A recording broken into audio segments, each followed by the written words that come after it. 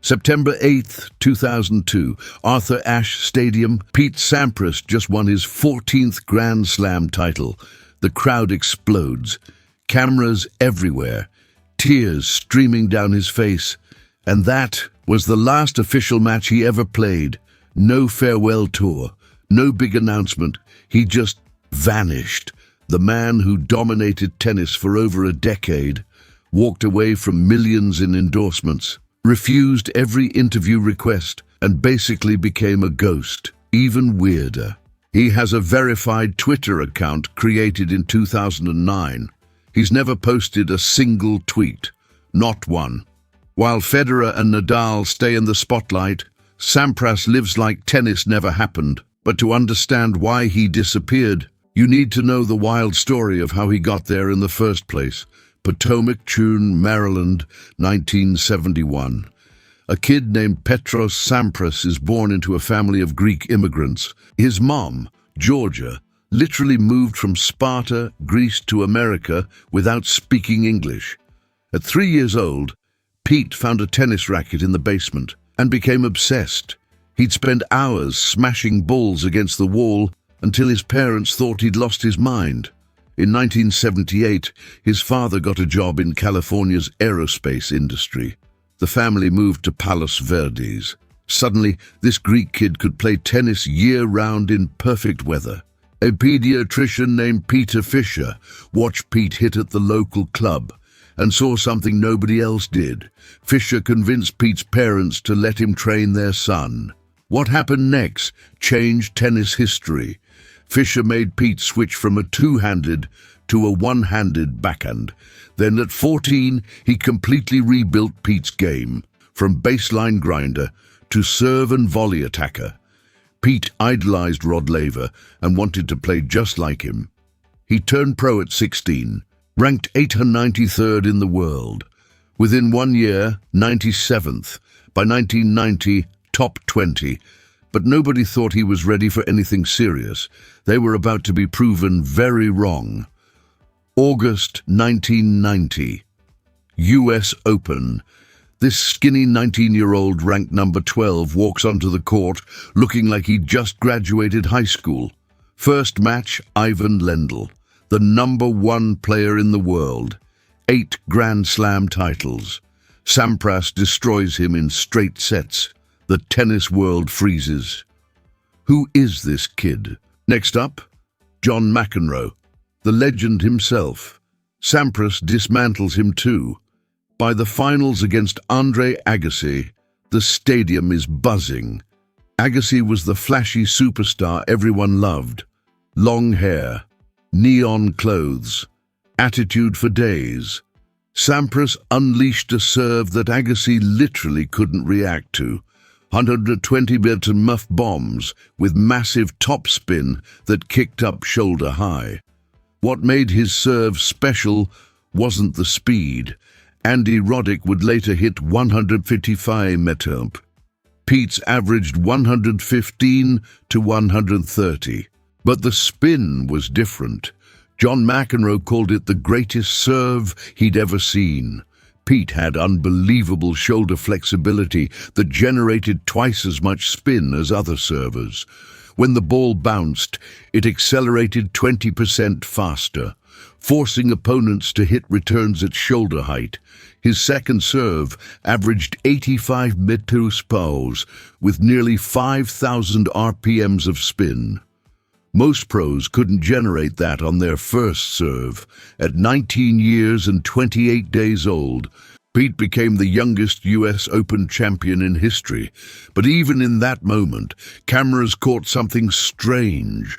No fist pumps, barely a smile, just a blank stare. That expression would define him for the next decade. Sports writers called him boring. British tabloids labeled him robotic. Fans complained he had zero personality. Tennis was entering the entertainment era. Agassi wearing wild outfits. McEnroe throwing tantrums. Pete showed up in plain white shorts looking like a gym teacher. While everyone else put on a show, Pete just served aces and walked to the other side.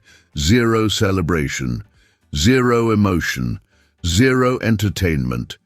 One journalist wrote that watching Pete play was like watching paint dry. Another said he had the charisma of a wooden plank. The media begged him to show emotion, to trash talk, to give them anything. His response? Nothing. He'd win Wimbledon, give a 2-sentence interview, and disappear. The hate got brutal. People compared him to Agassi constantly, and Pete always came up short in personality. Agassi was the rebel with rock star girlfriends and Nike commercials. Pete was the guy your parents wanted you to be. But Pete didn't care about being liked. He cared about winning. By 1993, he became world #1 and finished as year-end #1 for 6 straight years. That's an open-era record that still stands. While everyone complained about his personality, Pete was building the most dominant career tennis had ever seen. Pete Sampras versus Andre Agassi. The ultimate contrast. They played 34 times over 13 years. Pete won 20 of those matches. But this rivalry went way deeper than tennis. These two genuinely didn't like each other. In 2009, Agassi released his autobiography and torched Pete. He admitted he envied Sampras and hated how uninspiring Pete was. Agassi wrote that Pete represented everything wrong with tennis. The old guard, the boring style, zero personality. He said watching Pete win felt like a loss for the sport. But it got messier. In 2010, years after both retired, they played a charity match that was supposed to be friendly. Agassi started mocking Pete in front of the crowd, calling him cheap, saying he never tipped at restaurants. The audience laughed. Pete didn't. Instead, he fired a serve directly at Agassi's body at full speed, not near him, at him. The crowd went silent. These two legends had unresolved issues that went beyond tennis. For over a decade, their matches were must-see TV because you could feel the genuine dislike. Despite the tension, both eventually admitted they respected each other's game, but it took years of distance to get there. 1995. Australian Open quarterfinals. Pete is playing Jim Courier, millions watching, and in the middle of the match, he starts crying on live television. In front of everyone. It wasn't because he lost a point. It was because his coach and mentor, Tim Gullickson, was dying of brain cancer. For the first time in his career, the robot broke. And here's what nobody talks about. Pete spent his entire life building a system to never show weakness, control every emotion, show nothing, stay sealed. It made him dangerous on the court, but it also made him alone, because when you train yourself to reveal nothing, no fear, no doubt, no relief, you also train yourself to live inside your own head. That moment in 1995, it should have destroyed his image, but it didn't. People finally saw a human being behind the mask. They saw someone who wasn't robotic, just contained. And once the world saw that crack, it couldn't unsee it. Which raises an uncomfortable question. How many of us build walls so high to protect ourselves that we forget what it's like to be seen? Anyway, Pete dedicated the rest of that tournament to Tim. He played through tears, through grief, and somehow won. Tim Gullickson died 2 months later. Pete never spoke about it publicly again. Now let's talk about what nobody saw. Pete Sampras had a condition called beta thalassemia minor. It's a type of anemia that reduces endurance, especially in heat. Translation: he was playing tennis at the highest level in the world, with less energy than his opponents, but you never saw it on his face, because he hid it. On top of that, chronic back pain, severe shin tendinitis, stomach ulcers from stress, anti-inflammatory medication just to function. And here's a detail most people don't know. In 1998, at the peak of pressure, He started losing his hair, not from genetics, from stress. Pete Sampras was winning everything, but his body was begging him to stop, and he kept going, because stopping felt like failing, and failing wasn't an option. Sound familiar? How many times have you ignored every signal your body was sending because it wasn't the right time to slow down? How many times have you kept pushing because stopping seemed like weakness? Pete did that for years, and it almost destroyed him. But there was one match that showed just how far he was willing to go. September 1996, US Open quarterfinals. Pete faces Alex Corretja, a Spanish clay court specialist, ranked 31st. Nobody expected this to be close. Instead, what happened became one of the most disturbing matches in tennis history. From the start, something was wrong. Pete looked exhausted. Corretja was playing the match of his life, forcing Pete into long rallies, grinding him down. Pete tried drinking Pepsi to settle his stomach. It didn't work. Corretja won the first set in a tiebreak, then the third and fourth sets. Pete was down 2-1. The match was slipping away. Then came the fifth set. Pete was severely dehydrated. His legs were shaking. He could barely stand. At one point, he used his racket as a cane to stay upright. His face turned ghostly pale. The crowd of 23,000 watched in horror. The set went to a tiebreak. At 1-1, Pete staggered to the back and threw up on live television, vomit streaming while he tried to keep playing. The referee gave him a time violation warning and threatened disqualification. Pete wiped his mouth and kept going, still vomiting between points, barely conscious, legs wobbling. At 3-3, he served at 124 menapa while vomiting and unable to stand properly. Corretja had match point at 6-7, 1 point from the biggest upset of his career. Pete approached the net. Corretja hit a perfect passing shot. It was over, except Pete somehow volleyed it back. The crowd erupted. On the next point, Corretja double faulted. His only third double fault of the entire 4-hour match. Game over. Pete collapsed. Doctors rushed on and practically carried him off. They put him on an IV immediately. Meanwhile, Corretja sat alone crying. He'd played the best match of his life and lost to a guy vomiting on court. Pete later said, "This one was for Tim." That match became legendary.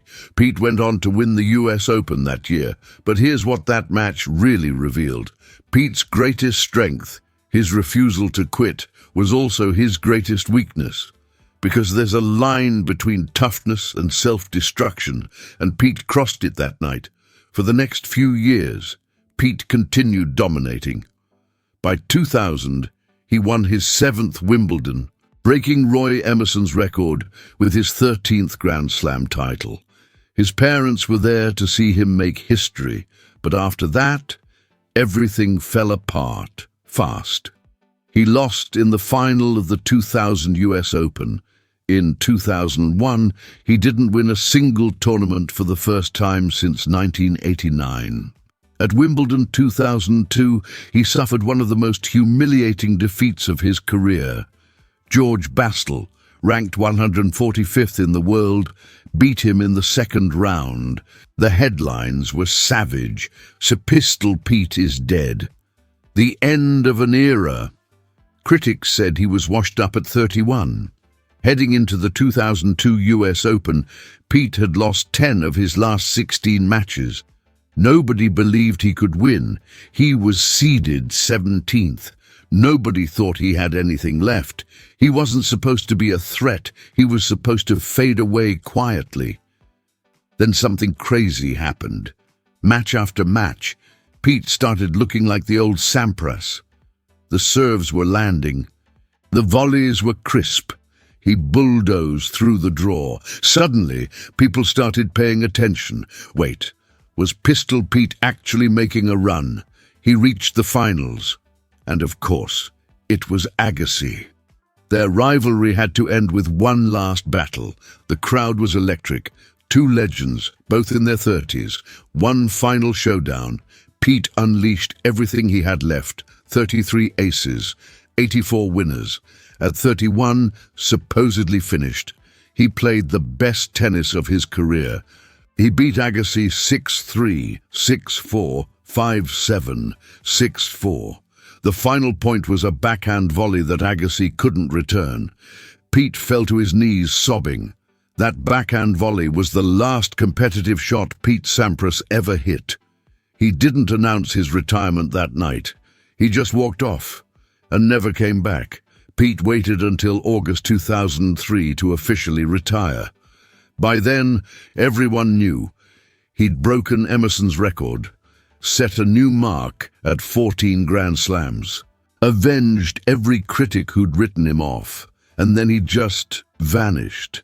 Today, Pete Sampras lives in Lake Sherwood, California with his wife, Bridget Wilson, and their two sons. He doesn't do endorsements. He doesn't give interviews. He doesn't show up at tennis events unless forced. His Twitter account sits frozen with 0 tweets. While Federer broke his record in 2009, and Djokovic and Nadal pushed into the 20s, Pete watched from a distance and said nothing publicly. No congratulations, no interviews comparing eras, just silence. In 2010, many of his trophies were stolen from a public storage facility. The theft showed how private he'd become. He was storing his entire legacy like old furniture, and here's where Pete's story becomes more than just tennis. Most people spend their entire lives chasing validation, chasing the next win, the next trophy, the next level, thinking that if they just achieve enough, they'll finally feel complete. But Pete achieved everything and still walked away, not because he failed, but because he finally realized something most people never do.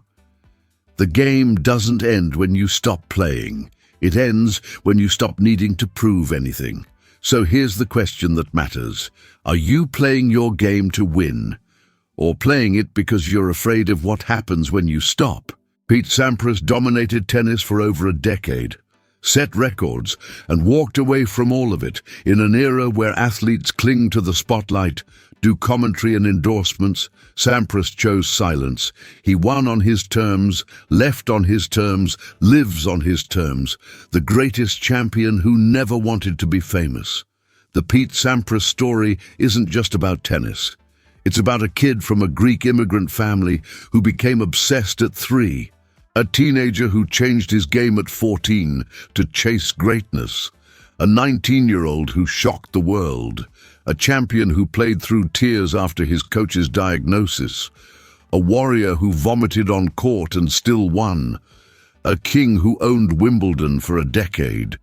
And a man who walked away from fame to live quietly with his family.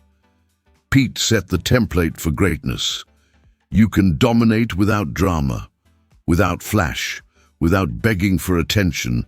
Just show up, do the work, win, and go home.